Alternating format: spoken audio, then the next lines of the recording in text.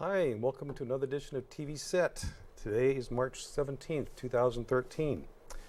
Today we're going to be talking about the issues of genetically modified organisms and how some farmers down in central or west central Oregon have been dealing with that and trying to take care of those issues that are surrounding by that.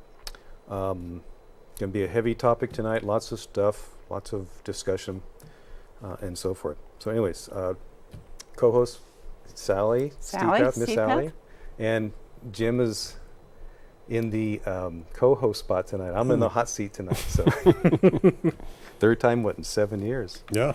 So, anyways, so our guest tonight is Clint Lindsay. Hi, Jeff. Hi, Clint. So why don't you tell us a little bit about you and what's going on down there in the Corvallis area? Yeah, I'm from Corvallis. I work for an organic grain farm, and I'm also co-founder and steering committee member of the Benton County Community Rights Coalition. And we're engaged in a process to try to get a piece of legislation on the ballot that would, among other things, ban GMO agriculture in Benton County. And this has been something that we've been working on for a little over a year now. But yeah, I'm basically in the group of farmers and citizens who are just really concerned about GMOs and the companies that bring them in.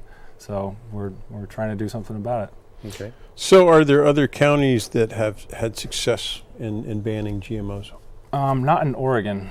I know Mendocino County in California passed a piece of legislation that banned GMOs, but not in Oregon. This would be the first time. Okay, so you guys are in touch with them about what their experiences were, and well, no, we're going about it a little differently. They passed what we call just a straight up ban, which doesn't include any community rights based language. Ours is different because we're coming at it from a community rights perspective, which means that as part of the ordinance wording, we're elevating the rights of the citizens to decide what their food system will look like above the rights of corporations, which have all these powers and tools at their disposal to squash what we call straight up bans. Power to the people. That's right. All right. So in a sense, you're plowing new territory. Yeah, in Oregon we sure are. And this is something that's been done across the country. Over, I think, 150 communities now have passed community rights ordinances. The work is based on CELDEF, the Community Environmental Legal Defense Fund. They're the ones that really pioneered the community rights approach, and that's how we got started. And they're using this process in other communities to help out with deals with fracking.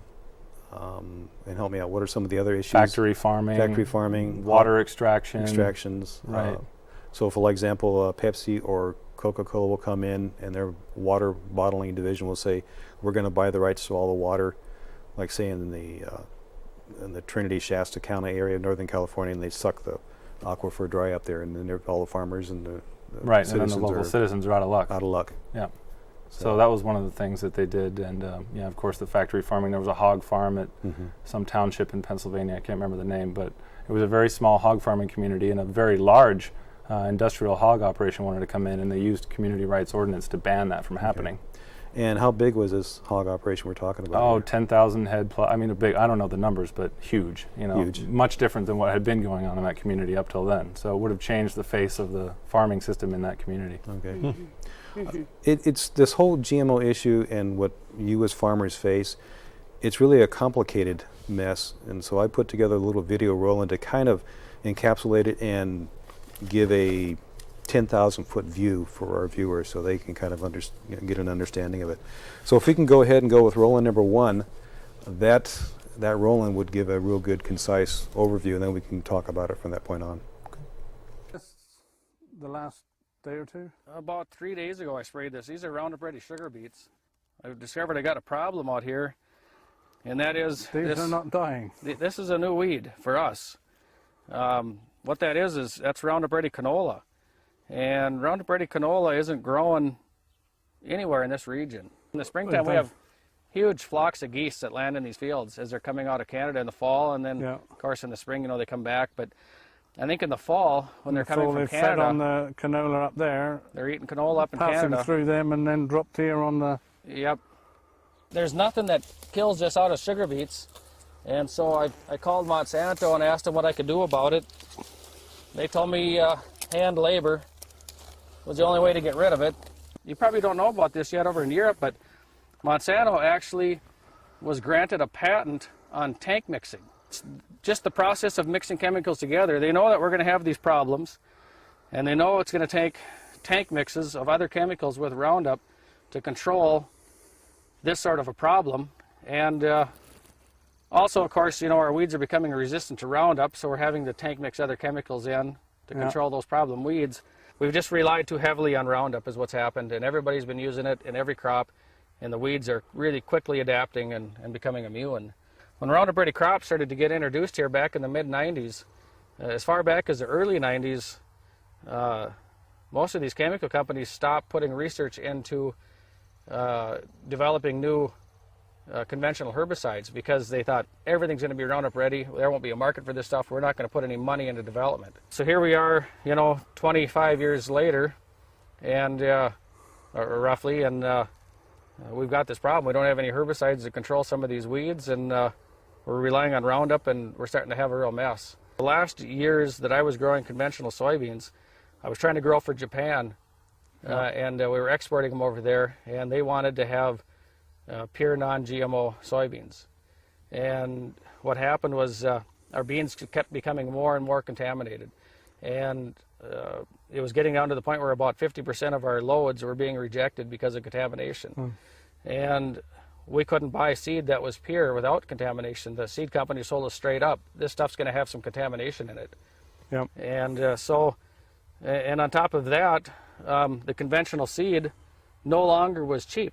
The seed companies, because the Roundup Ready seed was 5 or 6 times as much money, they simply hiked the price on their conventional seed, and then when they sold you the seed, it came with a clause that even though it's conventional, it's not patented, you couldn't save and replant it.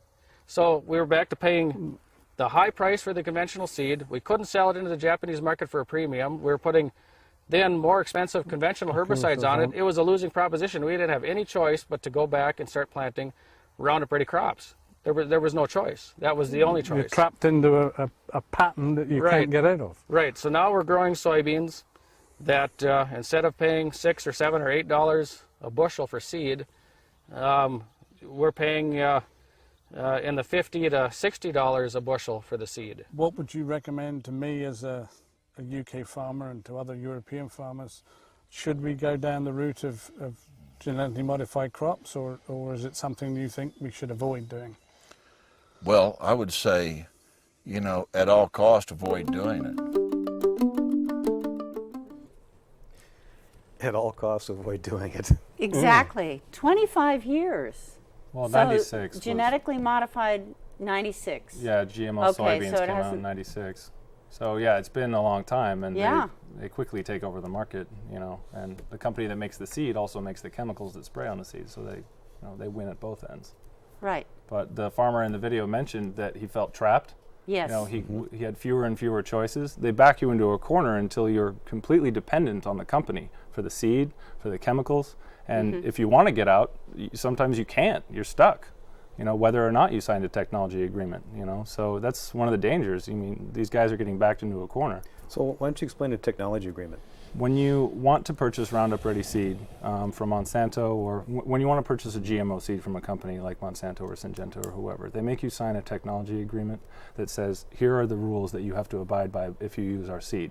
One of those is you can't replant the seed. You can't save any seed. You have to buy the seed every year, which flies in the face of standard agricultural practices for millennia. If you have any seed lots that are found to have their patented seed in them and you try to sell them, they can sue you for patent infringement. So you're signing a document that basically says now Monsanto owns your crop, and any misuse of that crop makes you liable for patent infringement and huge damages. So a lot of farmers will do it because they feel it's a good economic move, but then as you see in that video, they regret it later because they find themselves with fewer and fewer options until now they're just an out. You just or in the film it mentioned that non-GMO seed is going to be contaminated, so no farmer can plant any seed without the threat of being sued by Monsanto. That's right. I mean, it's more, Any seed. right. It's harder and harder to find uncontaminated conventional varieties of all the major commodity crops. I mean, as soon as they became GMO, your options became more limited, and now it's almost impossible to find uncontaminated varieties of a lot of these major commodity crops. whether it's corn or soy or whatever. It's difficult to find those varieties, like that farmer said. So again, you find yourself going right back to the GMOs again.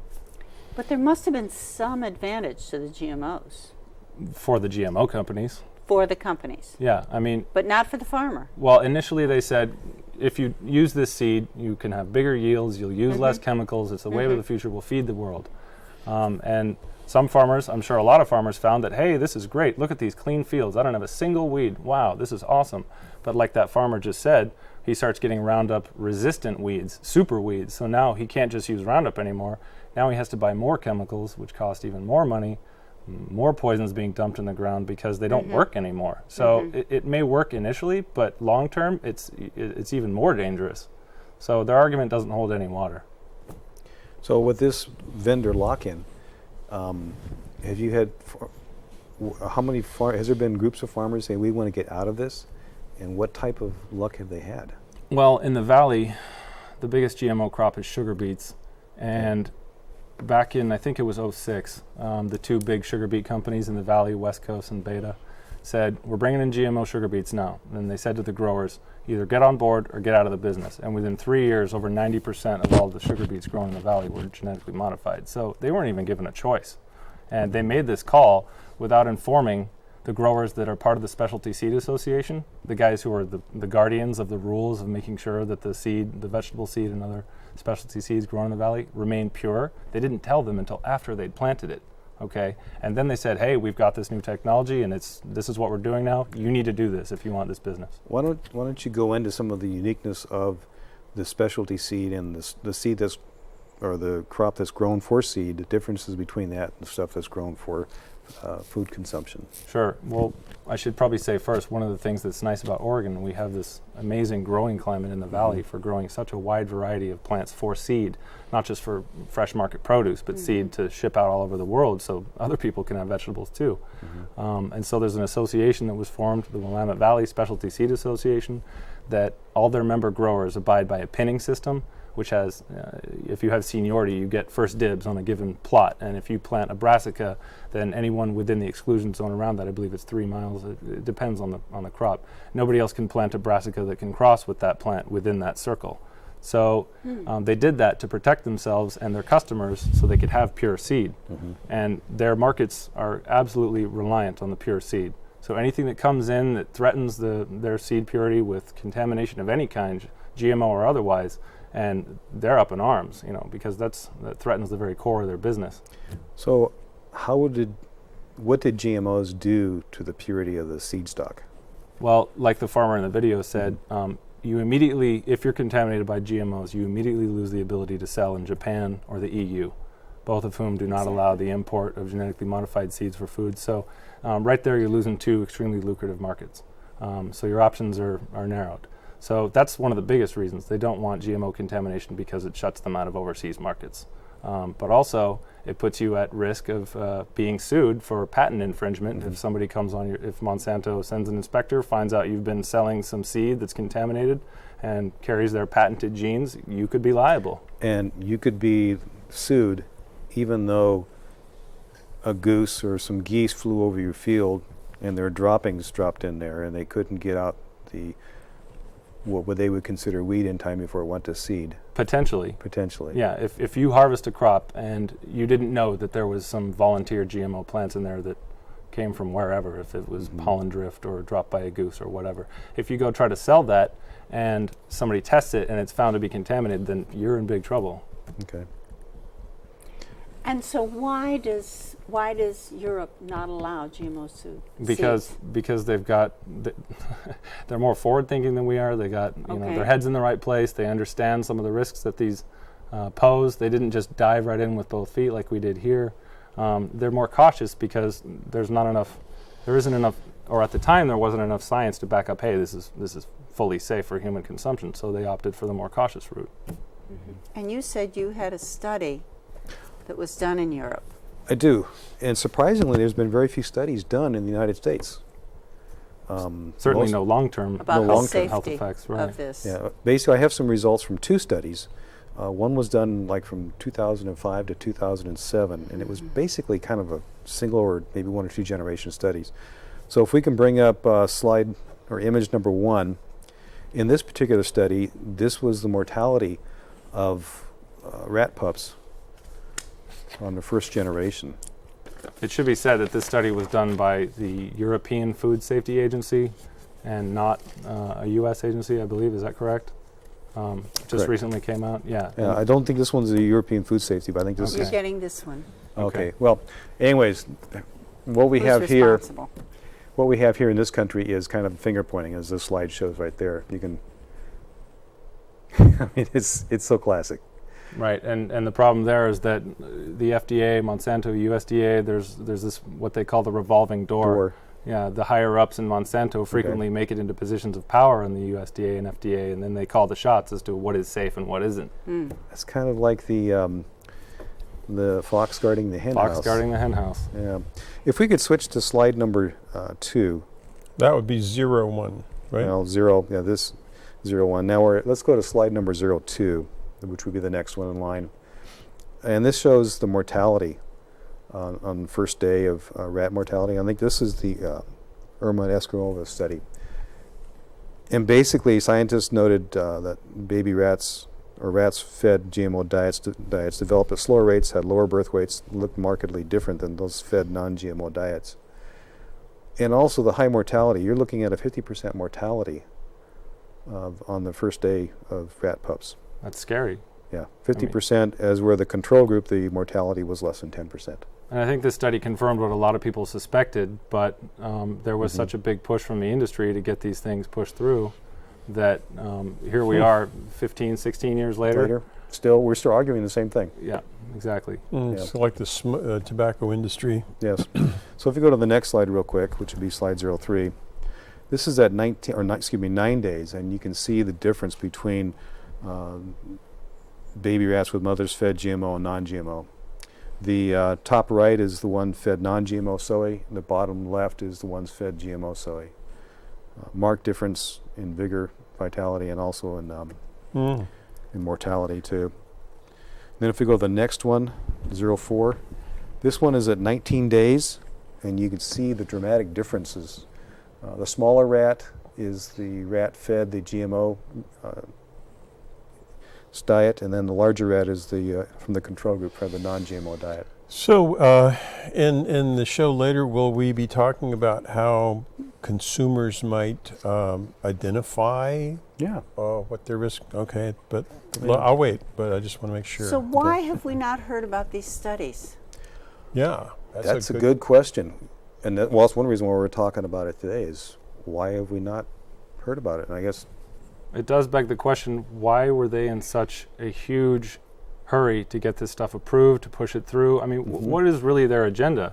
Is it, are they really trying to help feed the world? And if so, I mean, they've got a lot of skeletons in their closet that they prefer didn't come out. They got a lot of splaining to do. Exactly. I mean, it does beg the question. So, I mean, I believe that they are trying to control the food supply through whatever means possible. You control the seed, you control the food. So this previous, just to make sure I got this straight, in our previous slide, there are 19-day-old rats, and there's a big rat and a little rat. And are you telling me that the little rat is the GMO rat? It's a GMO rat. Okay, all right. This is loaded with rats. No, I'm just kidding. Okay. Wow. But what's interesting is most Americans, over 91% of Americans says we want labeling on our GMO food. We want to know what's in the food. And what's GMO and what's not GMO. And the arguments against just seem ludicrous to me, that the farmers would bear the cost and that the labeling is just too expensive. And I mean, that's just ridiculous to me that they think it would be that expensive. We have to ask ourselves if we live in a democracy or not. If 90% want labeling and we don't get it, you know. They label in China, they states label that in label? Russia. No. They label in China, they label in Russia. That's right. Europe doesn't have GMO. Well, it should be said that Europe's laws are kind of funny. They do have now what's this threshold, because they found for seed for their animal feed in particular that they couldn't get non-GMO animal feed. So they had to change their allowable threshold of genetic contamination so that they could allow more feed in, because they didn't have enough feed in the world to import into Europe to feed all their animals, so they had to change their rules. But they're not feeding humans. That's right. Okay. Interesting. Hmm. If we, Directly. Yeah, Right, but those exactly. animals are feeding humans. Right. Yeah. if we could switch to the last slide, Which is number what? number 13. This is probably the most telling of all. Oh my goodness. Yeah, when it comes up, this is the latest study. Yeah, this is the slide there. This is the latest study that you were talking about, the EU study. Talk us through this thing. Okay, well, the European Food Safety Agency just did a study that I believe was the first one done over the entire lifespan of the test animals. Most of the tests up until then had been, I think, short-term, 30-day, 90-day, and so they were considered to be, fundamentally flawed. Like, this isn't telling enough. None of these results are really giving us a clear picture of what the health effects would be long-term. So when this came out, it kind of blew people's hair back a bit. I mean, and then you had this instant reaction from the biotech industry that said it was flawed science and all this. Yeah. So, but this is confirming what a lot of us believed all So along. how old are these rats? Well, If I'm they're not sure. more than 90 days? I had heard these were like second generation rats too. Oh, So are we looking at tumors here? We're looking at Tumors. massive tumors all over their bodies, Mm-hmm. and their lifespan was cut almost in half, mm-hmm. if I remember the study correctly. This should be a subject of discussion. And, And the yet- fact that it's not big news in America Mhm. gives me pause. I mean, where is freedom of the press? Mm-hmm. Where is our First Amendment?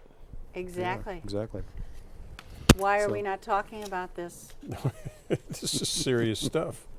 I mean, even if you just love rats, Yes. but Where if, are the rat lovers? but if you love humans, Yes. Well, this doesn't bode well for humans. No. This is And we've been eating No. GMOs for years.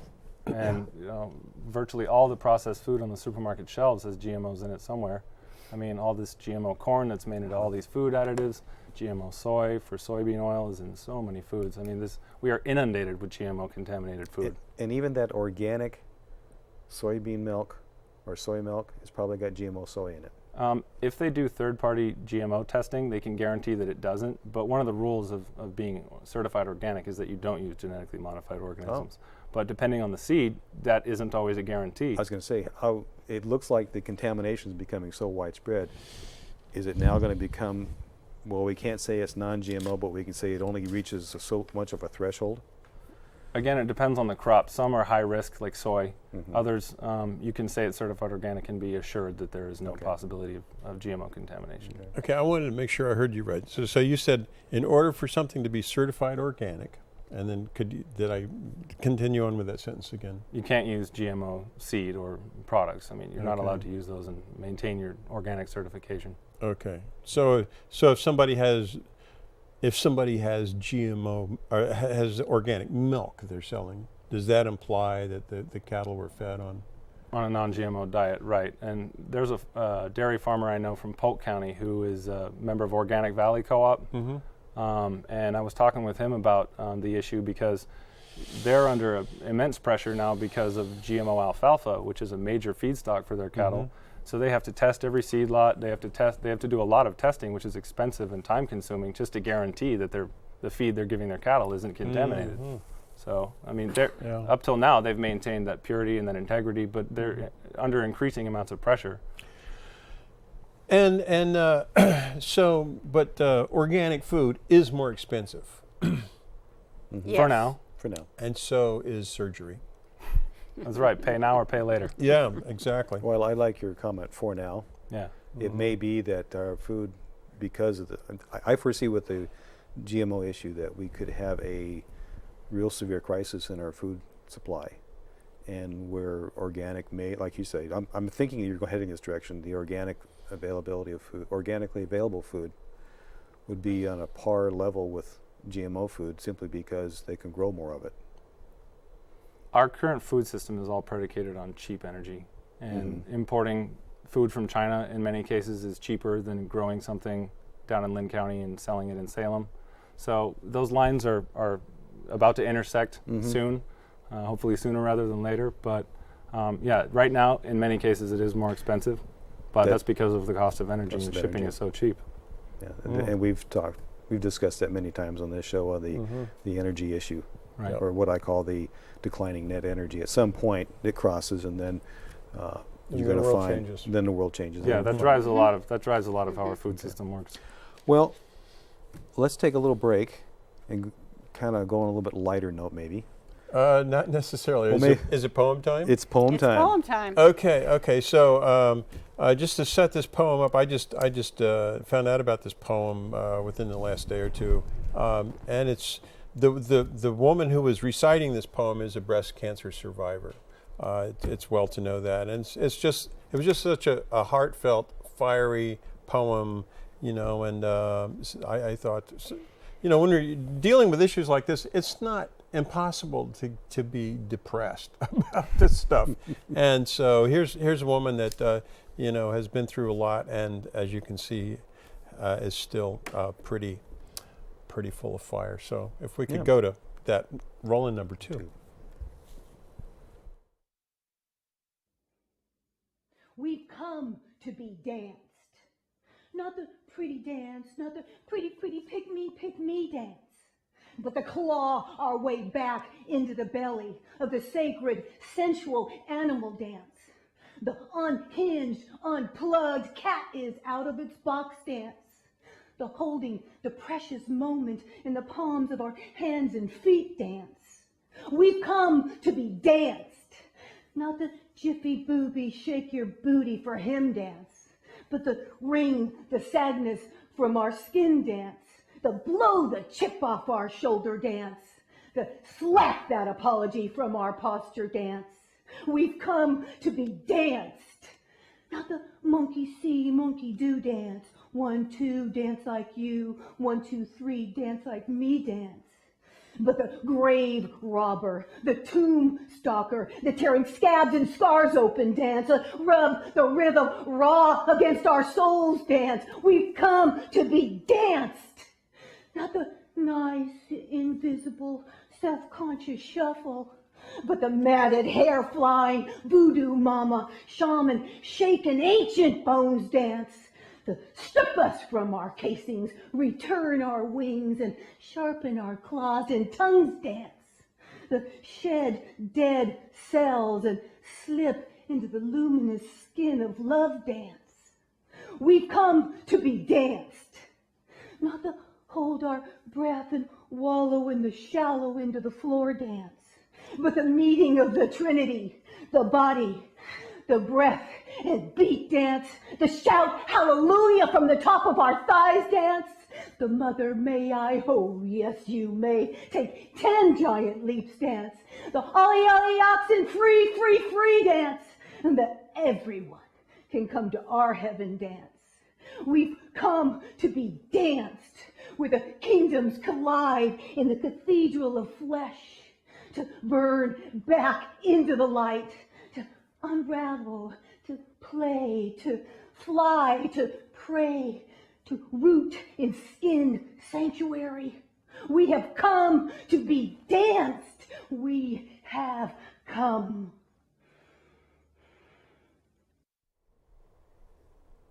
Wow. Wow.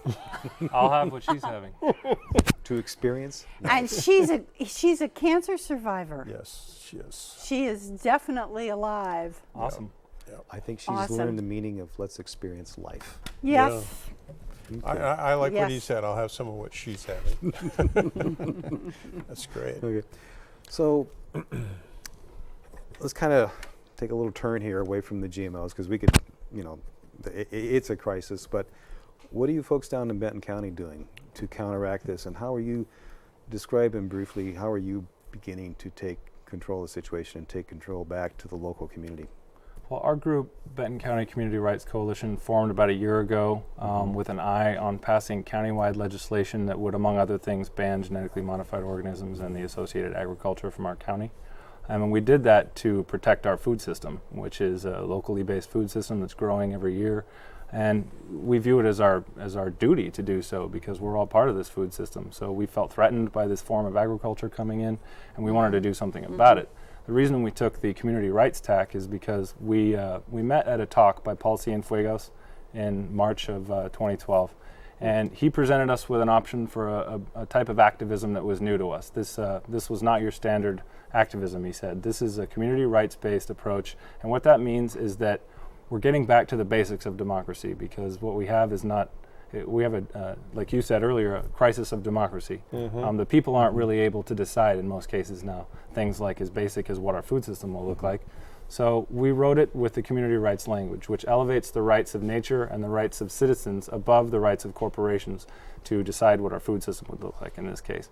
I mean, corporations have so many protections under the law, state and federal law, that enable them to attack an ordinance like ours if it didn't elevate our rights above theirs. There's two types of this type of work. We call one the straight-up ban, for instance, and ours is a community rights-based approach. A straight-up ban would just say, hey, we're going to get a majority of this county's population to say we want to ban GMOs from the county. And that's great, but you open yourself up to legal attack by corporations, because they can invoke the Interstate Commerce Clause, the U.S. Constitution. They can invoke Dillon's rules, state preemption. There's so many tools in their toolkit that allow them to squash your ordinance. Right. You can also say you're violating some of their basic Fifth Amendment rights or something like that. Yeah, they have so many protections under the Constitution now that it really is flipped from how the Constitution was written, which says all power is inherent in the people, and governments and corporations are subordinate to that power.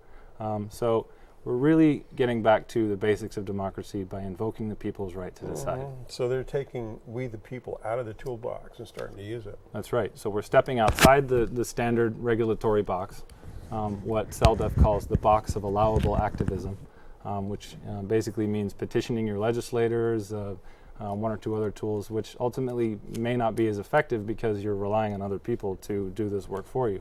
There's only so many letters you can write to a legislator.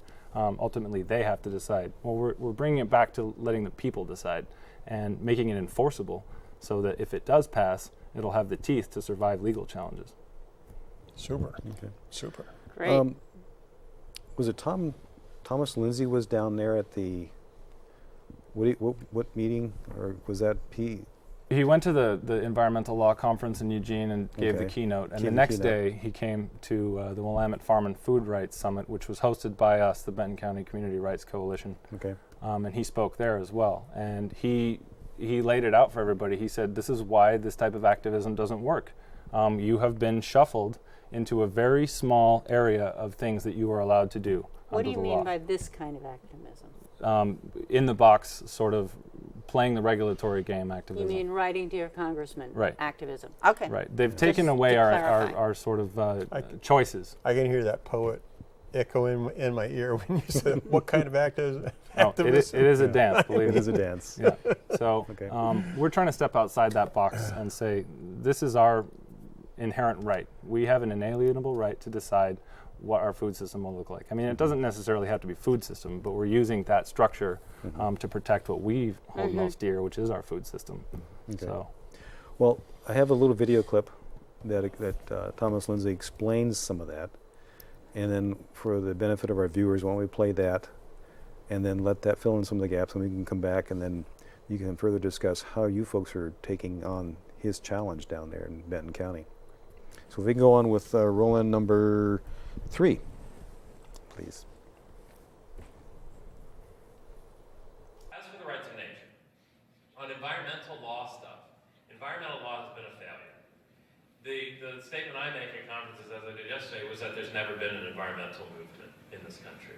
Because the environmental movement has been about raising consciousness about environmental issues, which is great, but it's been focused on a property-based vision of environmental protection. It's never questioned the fact that if you own a 10-acre parcel of land, that you should be able to destroy the ecosystems on that parcel of property just because you hold the deed for it.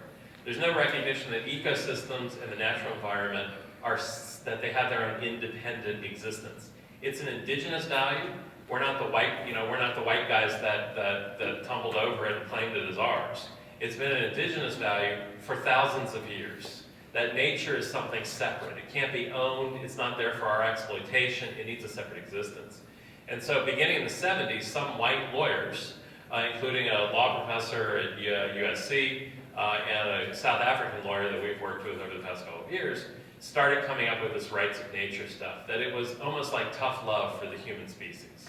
that you can't expect to put environmental regulation in place where we're self-regulating our use of property in the form of nature.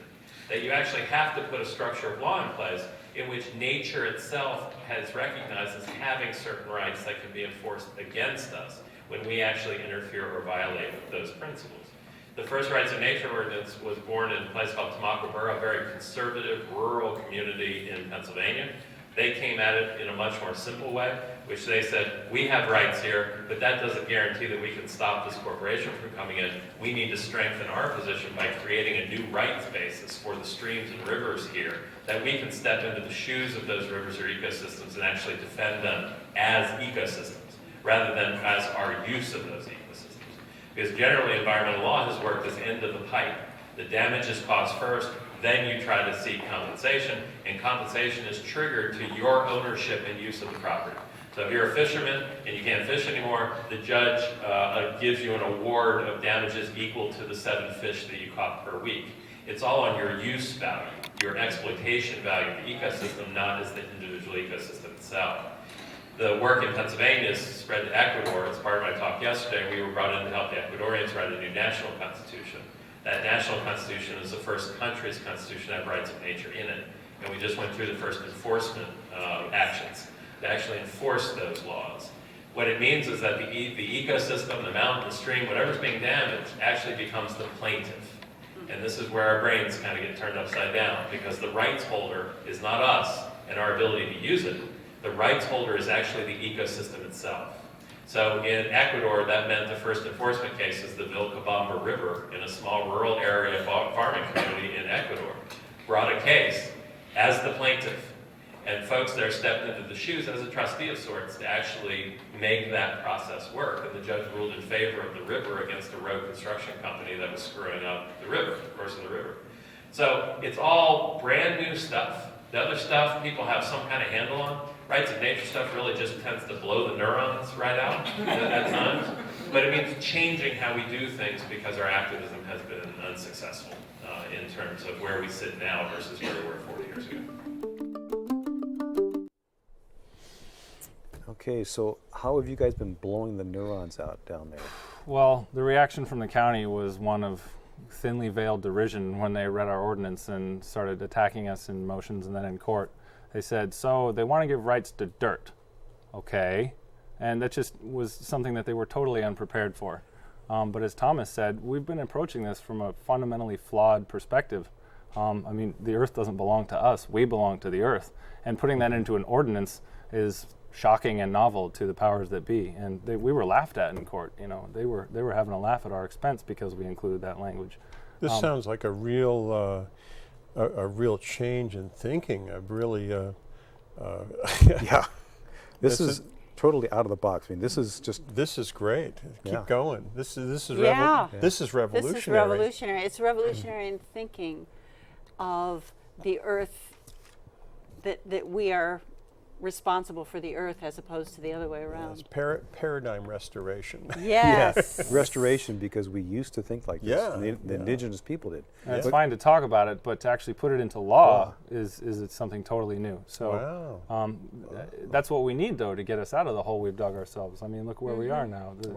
All these generations of this type of interaction with the world has gotten us to a place where our resources are dwindling. The Indians were right all along. So, that's true. I'm curious. Tell me about some of the people who were involved in this movement, like Dana, and I guess Joe, and so forth. And some of their stories and how you were working with them and so forth. Well, we have a pretty broad group of people in there. I mean, Dana Allen, who's kind of the glue that holds our group together. She's a dynamo. She's the kind of person you definitely want on your steering committee if you're trying to do this type of work.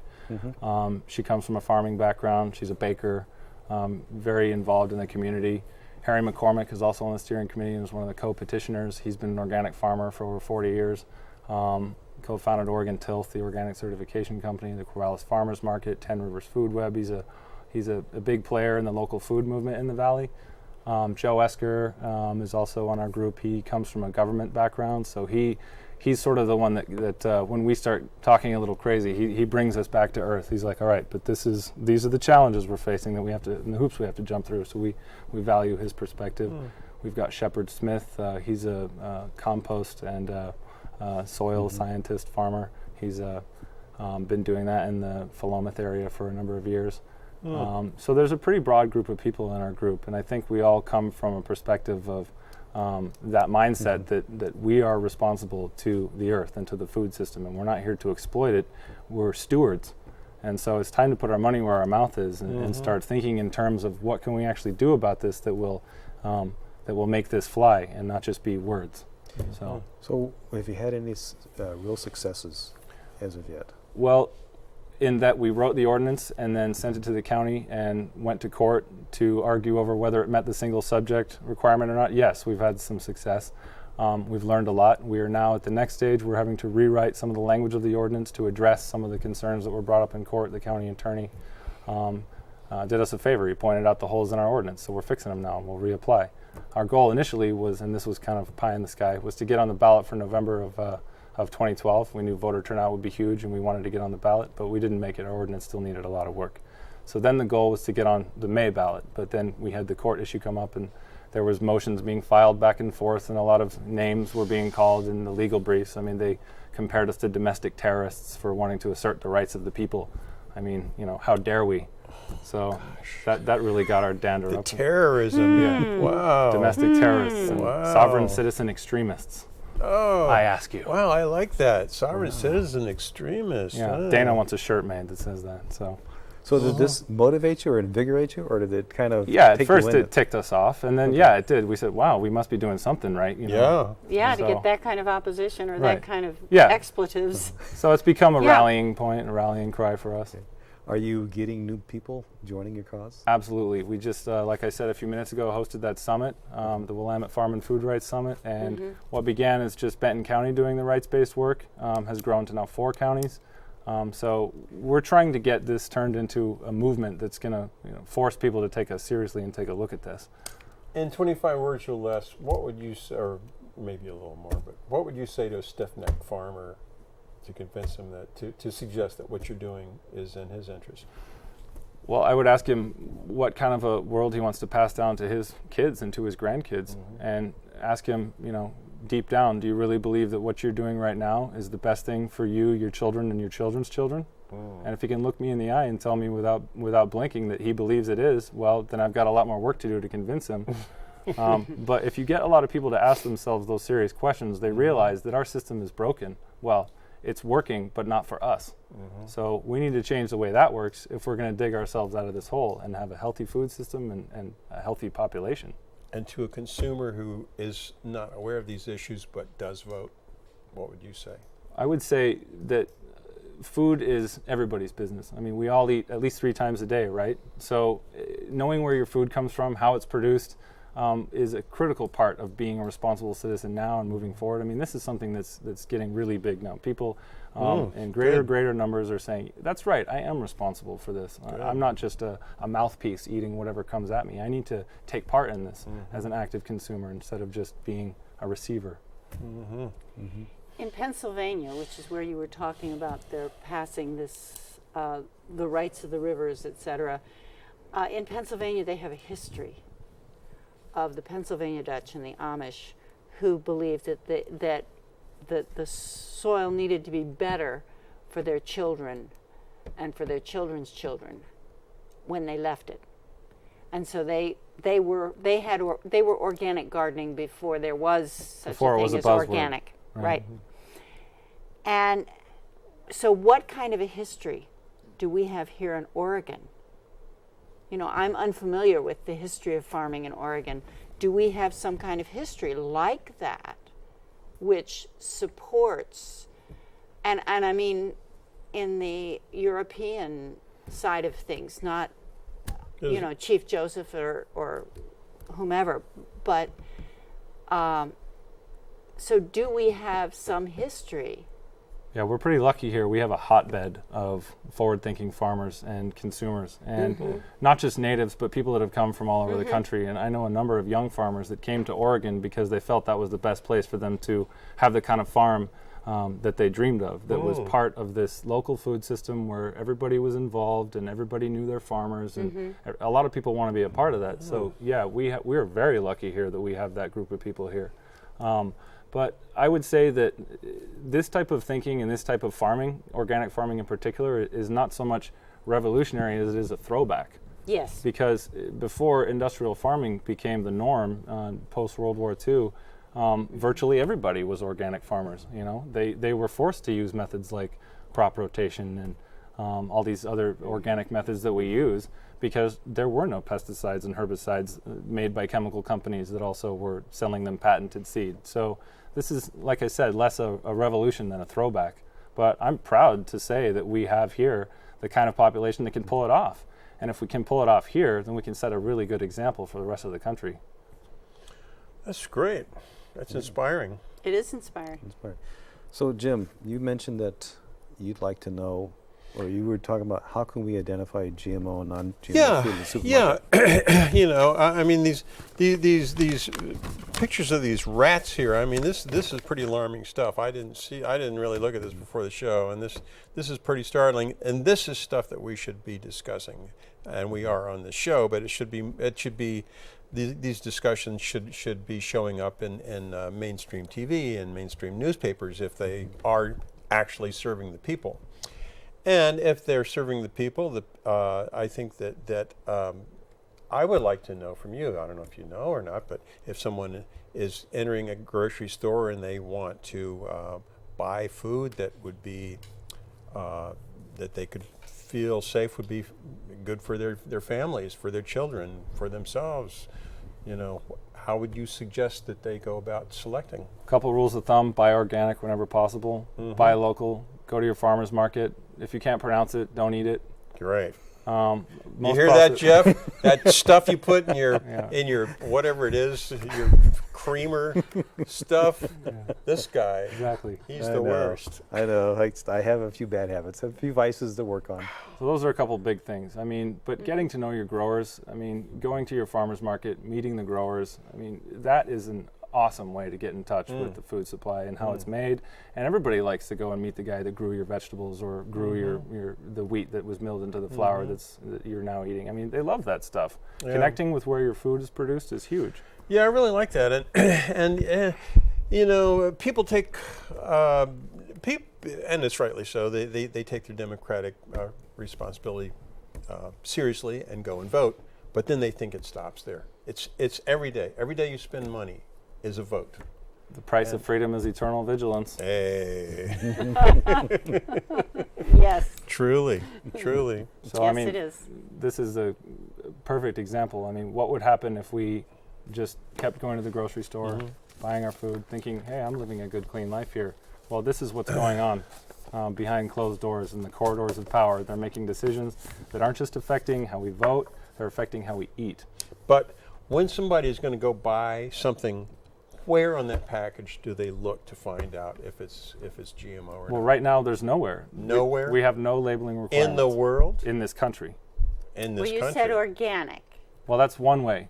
Is one way. That's one way. Because if it's organic, it's not. You're not allowed to use GMOs if you're going to maintain your organic certification. Okay. But we're ahead of China, right? That's right. China requires labeling. Russia requires labeling. The GMO labeling. That's right. We're not ahead of China. We're not ahead of Russia. We're not ahead of Russia. Not ahead of Russia. How about in this regard? Europe? Yeah, Europe requires labeling. Europe is leading. They're a bulwark in the anti-GMO movement. It's because of them that this is moving slower than it has. So, are you familiar with the labeling proposition in California and why it went down? 37, and it failed by a very slim margin because all of the major food companies and biotech companies invested quite a bit of money to fight it. They started flooding the airwaves with attack ads that said, this is going to harm farmers. This is going to make farmers, it's going to increase our costs. Lose jobs. It's going to increase the cost of food. It's all going to be on the consumer. Don't do this. You're doing yourselves a disservice. We know that's all, it's hogwash. It's bunk. Yeah, it's bunk, to say the least. So how would the big agriculture producers and big ag, what would they lose? What would they lose? They would lose the ability to pull the wool over people's eyes because overnight you'd probably see a vast movement away from GMO foods. They'd lose money in hand over fist overnight, and they're terrified of that. Yeah, this stuff needs to be discussed. This stuff really needs to be discussed openly. I mean, this stuff needs to be discussed in schools. It needs to be discussed in colleges. It needs to be discussed with your doctors. it needs to be discussed with your neighbors. But bottom line, it should be on the news. We should have this information I should say too rather than have it. that there are a number of labeling ordinances or laws coming up in a number of states. And we'll see how far they get with that. Oh, really? Yeah, there's a number of states that are working on legislation. Tell me a few that you can think of. Washington, Oregon, Vermont. Oh. Honestly, I can't rattle off more than that. Okay, well, that's good. That's good. That's a good start. There's a fair few. It's us, our neighbors, and our friends across Bernie, the... Bernie Sanders. If California had been able to pass it, that would have been huge, because what happens in California filters down to the rest of the country. But And there's so much food in California. huge amounts of food grown down there. So, but they'll keep trying, and I support them. We wish them luck, better luck next time. That's 40 right. seconds. Yep. Yeah. International cartoons. And about 40 In seconds. about 40 seconds. Okay, let me set this up a little bit.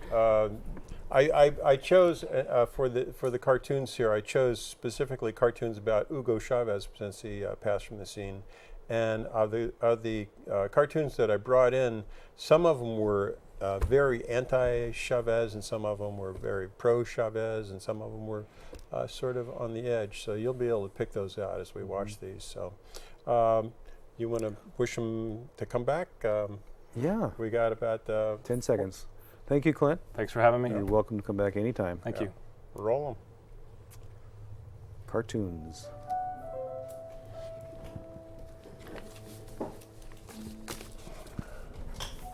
Okay, there's this one has CHE, like Che Guevara, dripping oil, indicating, I don't think that he was sort of an oil revolutionary in a way, and I think that was. This one is definitely an anti-Chavez because it's showing socialism is a giant anvil on the Chavez coffin, which is being borne up by the little people below. But actually, the little people below loved Chavez because he was one of the first Venezuelan leaders that actually helped them. Yeah. And this one shows Uncle Sam grinning as he's reading the paper, and it says Chavez obit. Uncle Sam's happy because he's reading that Chavez died. Definitely anti-Chavez. This one seems to be a statement showing Chavez dancing and dumping oil into a bowl to feed the dragon, which is obviously a Chinese dragon. So he was cutting deals with China, selling them oil. And why shouldn't he be able to? This one shows Chavez with horns and wings at the pearly gates, and it says, this is going to be a difficult case. Yes, exactly.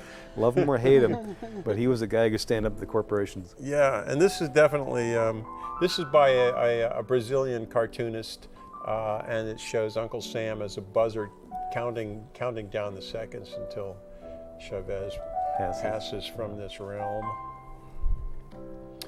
This one we actually saw last show, but I thought it would be good to bring it back. It shows Chavez, a bald Chavez, dancing with death, and that's basically what he's been doing for the last 6 months. Mm-hmm.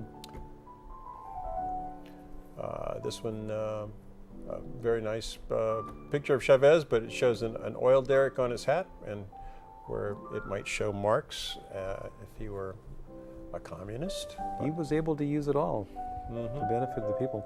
Yeah. This one showing Chavez's carcass floating in a pool of tears being cried by Fidel's brother and Kim Jong-il and Ahmadinejad. I'm not saying it right. But this one is showing him being held in the arms of Simon Bolivar, who was his symbolic. It was his model. His ideal. Yeah, yes. he was a Bolivarian. Revolution. Yeah, this shows his hat flying through the sky on wings. Lovely little image there, I think.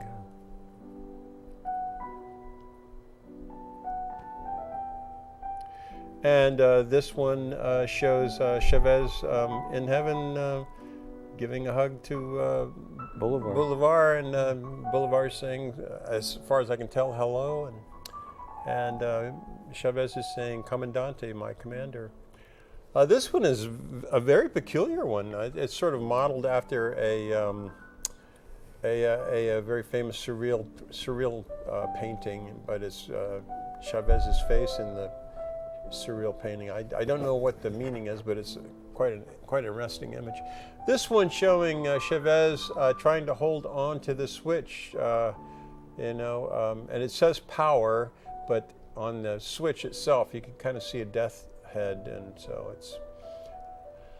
This one, probably a bit older cartoon showing Chavez as one of those sort of pop-up things. You knock it down, it pops back up. But as we know now, he's not popping up anymore. He didn't pop back up on this one. And that's a picture of him probably, kind of after his chemo.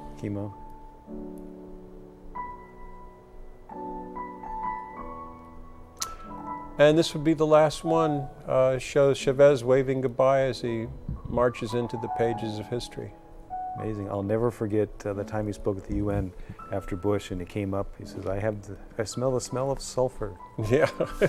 El Diablo was here. Yep. We'll see you in 3 weeks. Yes, 3. April 7th is our next time.